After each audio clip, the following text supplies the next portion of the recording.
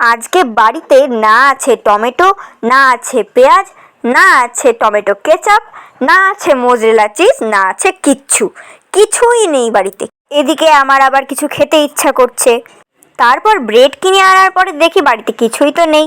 তারপরে আর কি করব, এই মেয়োনিজ তারপরে চিজ স্প্রেড এগুলো মিক্স করে যা হবে তাই এক্সপেরিমেন্ট করছি একটু। তাই সবার প্রথমে ঢেলে নিলাম একটু ভেজ মেয়োনিজ, তারপরে নিয়ে নিলাম চিজ স্প্রেড। এখন আমাদের বাড়িতে আবার রসুন বাটা করারও সময় নেই, তাই কুচি কুচি করেই ঢেলে দেবো ভাবছি। আর একটু বাটার নিয়ে নিলাম। সব একটা প্লেটে ঢেলে নেওয়ার পরে ভালো করে মিক্স করে নিতে হবে।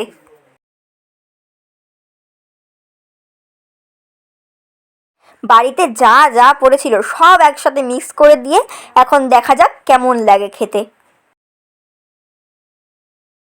পুরো প্লেটে একেবারে ছেঁড়া বেড়া অবস্থা, তাই ওটাকে একটু ইগনোর করে তোমরা ব্রেড নিয়ে নাও, ওর উপরে এটাকে স্প্রেড করে দাও। তোমাদের কাছে যদি চিলি ফ্লেক্স বা অরিগানো সিজনিং থাকে তাহলে ওগুলো দিয়ে একটু উপরে ছিটিয়ে দিও। আমার কাছে ছিল না, কিছুই নেই, তোমরা ভালো করেই জানো, তাই এখন নিয়ে নিচ্ছি গোলমরিচের গুঁড়ো। আর তোমাদের কাছে যদি মোজরেলা চিজ থাকে তাহলে সেটাকে গ্রেট করে উপর দিয়ে দিও। আজকে এটাকে আমরা এয়ার ফ্রায়ারে বানাবো।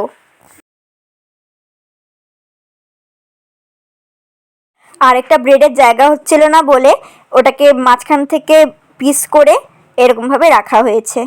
আর পিছনের সরঞ্জামগুলোকে ইগনোর করো প্লিজ। এই এয়ার ফ্রায়ারটার অবস্থাটা তোমরা দেখতেই পাচ্ছ, খারাপ, টিপে যাচ্ছে তাও কিছু হচ্ছে না। যাই হোক, আমি টাইমটা সিলেক্ট করলাম 5 মিনিটস আর টেম্পারেচার 200 সেলসিয়াস।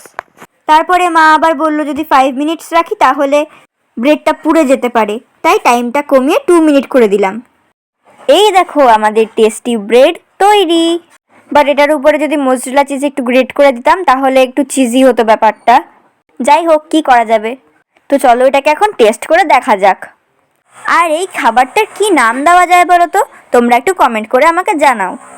এটা কিন্তু খেতে দারুণ হয়েছে, তোমরা বাড়িতে ট্রাই করে দেখতে পারো। এর পরের ভিডিওতে আমি দেখাবো কিভাবে তোমরা বেঁচে থাকা রুটিকে টেস্টি বানাবে।